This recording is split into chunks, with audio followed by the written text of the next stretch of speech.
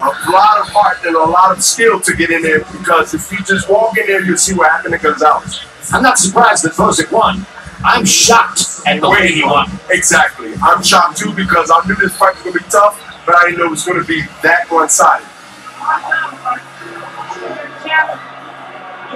Alexander Gvozdyk got a TKO over Isaac Jalemba in his last performance on the undercard of the first Ward Kovalev fight. Jalemba's not easy now. He is now 13-0. What is he? 13-0 with 10 KOs. This is this is a Ukraine card. This is a even though it's here in the United States, it's in the new MGM Grand in it's in the new MGM Grand. God damn, he's whooping his ass. Put it this way. Gvozdyk Gonzalez has had a rough career so far. He had that fight against Jean Pascal where he was brutally robbed just so they can make Kovalev versus Pascal 2 very, very controversial. I'm talking about, listen, you know, it's almost like HBO had gave, you know, the judges some money. You know, then he fought that controversial fight against Czar Shabrinsky. There are some people that felt he won that fight. You know, and now he fights another young, good Ukrainian up-and-coming light heavyweight in Alexander Gvozdyk, or Gvozdyk, however you pronounce his name. I don't mean to butcher his name. And the thing is, Gvozdyk Gonzalez was supposed to be somewhat of the guy who was going to give Gvozdyk some real major problems, as far as a lot of people were considering this a 50-50 fight. So now what I'm looking at here is we're waiting for the post-fight interview. I don't think we're going to get any. And also, Gonzalez looked like he was drunk out there. What was going on? He was flopping all over the place. One thing that I really don't like is, you know, and it's not my place. I don't know, you know, what was going on behind the scenes. But his trainer wasn't there with him. He was working with his second in command. And if I'm correct, they said his trainer was Pedro Diaz. So I'm thinking, why wasn't Pedro Diaz with him? Is he over at that PBC on Fox Sports 1 card? Who is he training? You know, I gotta look into that. I'm going to be covering that card tomorrow night. Let's see if they give him a post-fight interview. I doubt that they will. But we're not going to be here long because the Lomachenko fight is coming up. Oh, this is what we're going to talk about. Gvozdyk is a 175-pounder.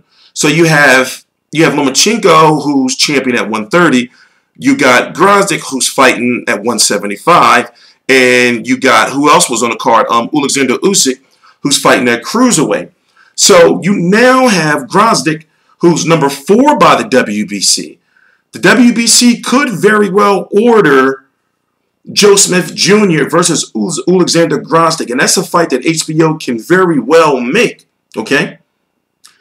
You also have him ranked number 8 by the WBA, don't count them.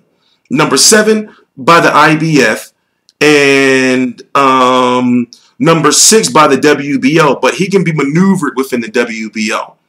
But basically, as you know, the champions are WBC Adonis Stevenson, who has been confirmed to be fighting Fonfara June the 3rd in Canada. You have Andre Ward, WBA, Super World, IBF, and WBO. He has been confirmed to take on Sergey Kovalev June the 17th. I'm actually going to be at that press conference tomorrow. And let's see if we'll be, not tomorrow, on Monday. And let's see if we'll be able to talk to Igis Klimas about Gvozdyk and where he goes from here. Interview. One of them was a robbery. He beat Pascal and got robbed. And the other one was a majority decision loss to Shabrinsky, a tough, close fight. This turned out to be a mismatch. How did you do it? I don't know.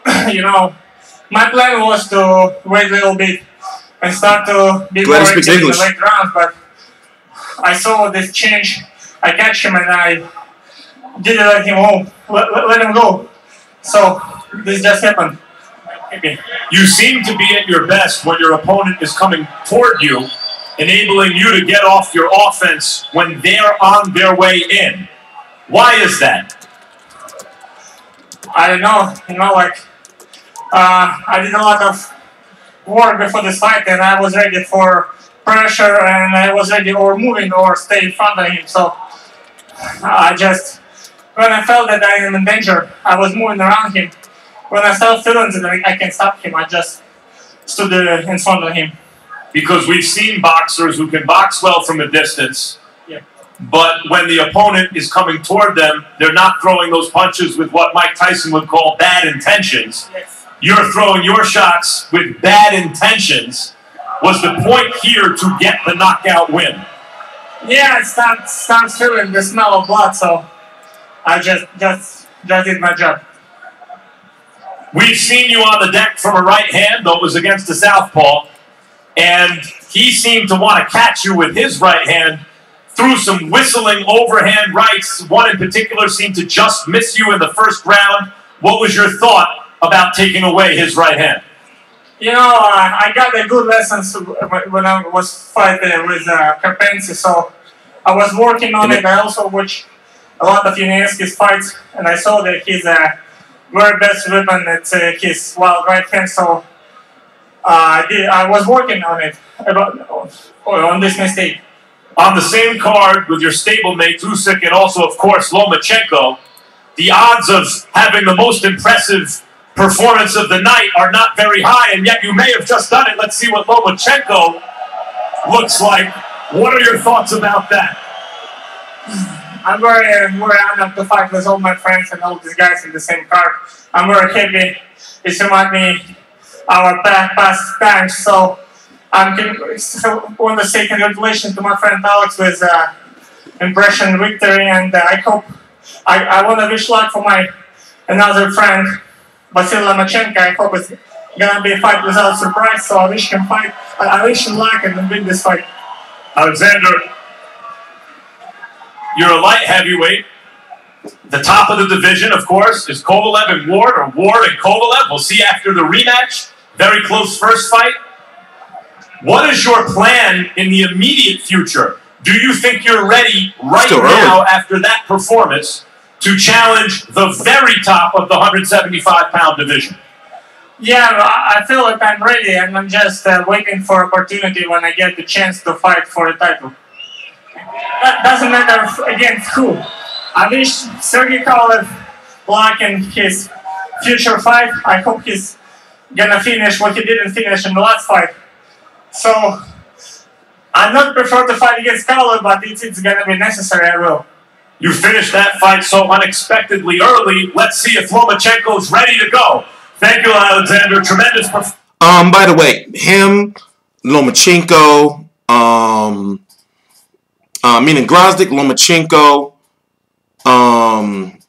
Usyk, and Kovalev, they all have the same manager. But he says he said he will have no problem fighting Kovalev. You can obviously tell that they're somewhat friends, but he's not going to get his shot no time soon. In fact, if I'm correct, the next #1 contender for all three of those belts would be, unless it's a unification with Adonis Stevenson, would be Artur Beterbiev, and then Dmitry Bivol, and then, you know, maybe not Yuniesky, maybe Gvozdyk would fall somewhere behind that. So with the way things are going, he's likely not going to get his title shot, you know, if he keeps winning, of course, for maybe another year and a half, 2 years, you know, and that's just being realistic.